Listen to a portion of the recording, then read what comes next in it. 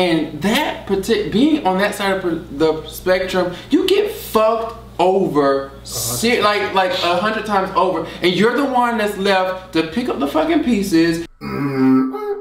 Yo, get your tickets right.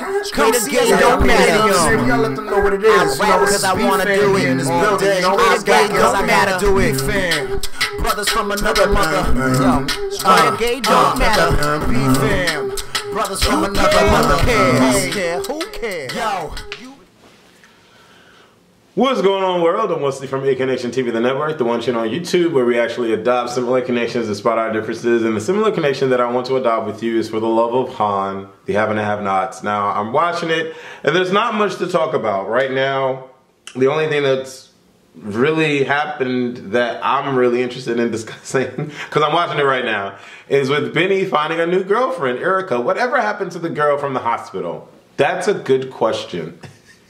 She just disappeared. But now we get a new character, Erica, who wants to sell a car that her boyfriend bought her and also bought his wife. And so, yeah, she's feeling a bit pissed off and, you know, a bit perturbed.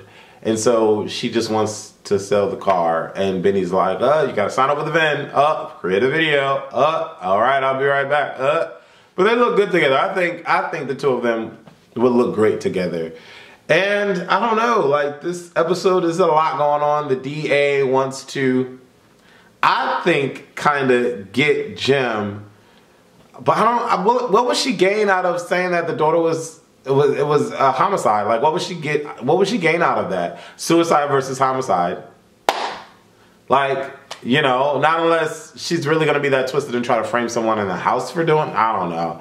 I don't know, but I'm just like, there's no value in that for me. I just don't see it. But anyways, and Candy Kane. You know, the more and more I see Tika Sumpter, the more and more I believe that she could play a Storm.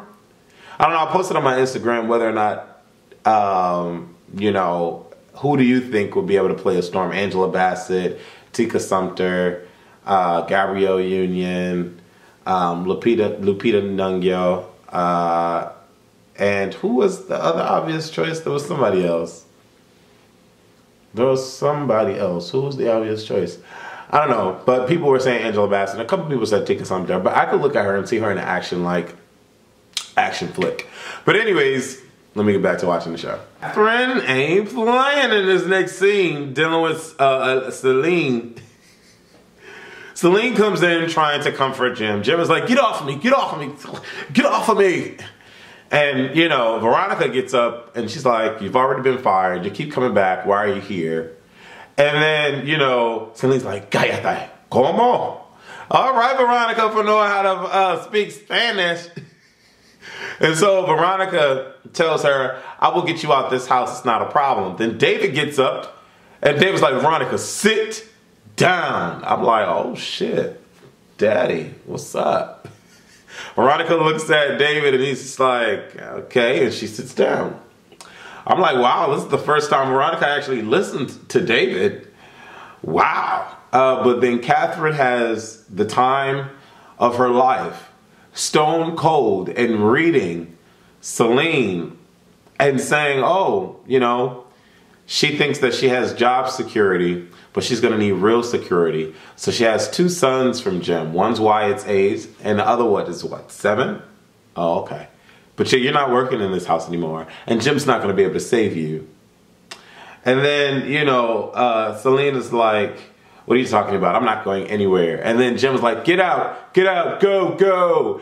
And then Celine's like, is it because of Hannah's daughter, that girl? Is this why you're treating me like this? Jim's like, what? No, go, get out, get out. Then Catherine's like, see, Jim, she's not listening to you. Just like you didn't listen to me. I told you to have Abinda committed, and you didn't. She like, wow. Can you imagine the look on her face now? I'm like, damn, what, Catherine? Wait, huh? What's going on? What?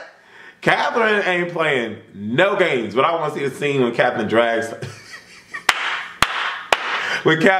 Celine, so I'll be right back. This scene is pretty good. as far as Catherine and everything that she talks about the past. She talks about when she was 15 and how Jim, a star football player, winked at her and smiled and lured her into his clutches because he knew her last name.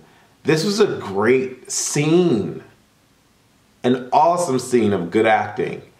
And that one single tear falling from her eye, like I really felt for Catherine.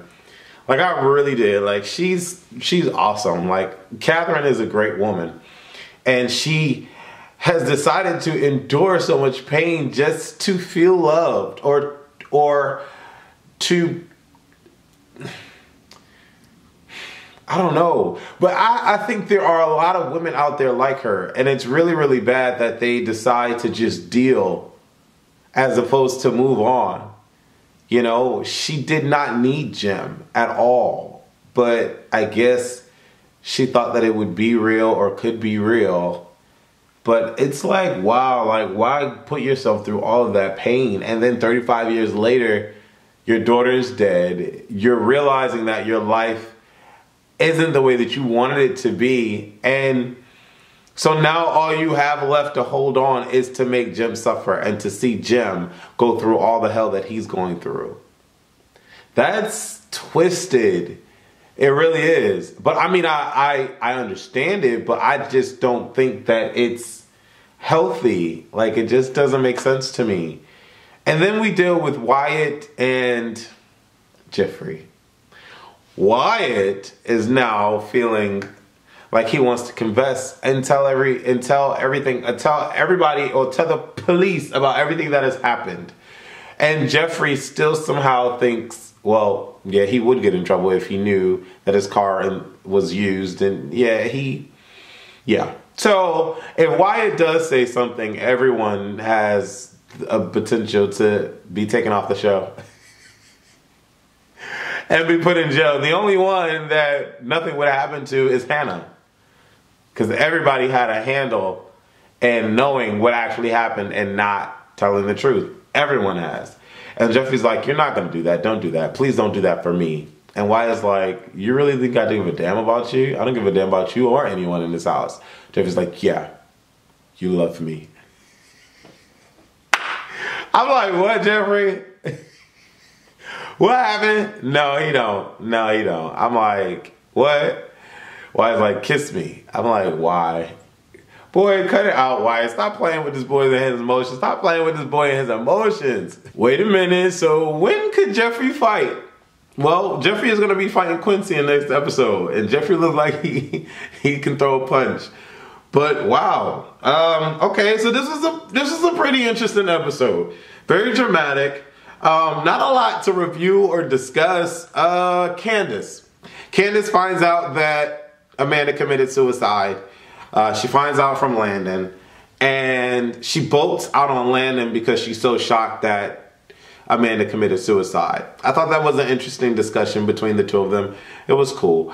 I like seeing Landon, and I wish that Jeffrey and Landon could experience more together. The conversation between Wyatt and Jeffrey, it's so awkward. Like the tension between them, it's like I love the chemistry between Hannah and Catherine. Okay, chemistry between those two, awesome. The chemistry between Wyatt and David, awesome. Chemistry between Hannah and Benny, awesome. Chemistry between Candace and Landon and Candace and Jeffrey, awesome. The chemistry between Wyatt and Jeffrey is so rigid and just off-putting. I don't know, it's like awkward. It's awkward watching the two of them together. But you know, Wyatt says that I'm gonna bust this bottle over your head if you don't let the alcohol go, and Jeffrey's like, I can't watch you destroy yourself. And Wyatt's like, what about what you're doing? You're destroying yourself by letting your mother run your life. I'm gonna tell everybody. Excuse me. I'm gonna tell everybody. I'm gonna tell everybody about my father and his whores, and about your mother holding the car and all of this stuff. And then, you know, Jim Cryer's like, what did you say? Benny gives Hannah the car that he bought from Erica for $500. Now Hannah doesn't have to take the bus anymore. And, you know, she's excited about it. But after visually witnessing blood and brains and all of that all over the floor and all of that, what she went through, you know, Amanda committing suicide, she's starting to concern herself about Candace, which is awesome that she's starting to think about Candace in a mother-to-daughter kind of way. So I like the fact that, you know, Hannah wants to go see Candace. I think that's cool. Catherine and Jim looking at the body. I actually got teary-eyed, and, you know, because I'm a sensitive motherfucker, teary-eyed watching it, and that was a crazy scene. The moment that you see someone that you love, that you see their dead body, like, that's crazy to me. I don't know, that's completely insane. But we find out that it is in fact a suicide and not a homicide, so we don't have to question Quincy or anybody like that, or Celine, or whatever the case may be. I thought it was funny how Catherine dragged her ass out of the damn room. I thought, well, she didn't drag her out of the room, but I thought that scene was hot when she was dragging her, slapped her and dragged her. Cause I can care less for Celine. Like, I really like. I want to give a shout out to BrandFan22. We found the same scenes hilarious. You a trip, Wes. Tamika J, shout out. Sky Santana, shout out. And Dorsey 440, Sweet P 160, Alicia Michelle, Glenn Devo Murray, Suzuki, MZ Suzuki, Leslie Howe, Camille Campbell, Bionic Marcus, MSOMG, Abigail Donaldson, Sheree T. Your laugh is everything. Just makes my day. Thank you so much. Tunes242, Jack A. Anderson, Elijah Wallace, Carlo Thomas, Bad to the Bone 43, Chanel Pittman, Bionic Marcus, and The King. Thank you guys so much for tuning in and commenting on my Han review. I really do appreciate it. Deuces. Yo, that's my word. Man, how many mics does it take to get the center of the top? You know what I'm saying? Like, it's crazy out here, you know what I mean? Yo, BX, stand up.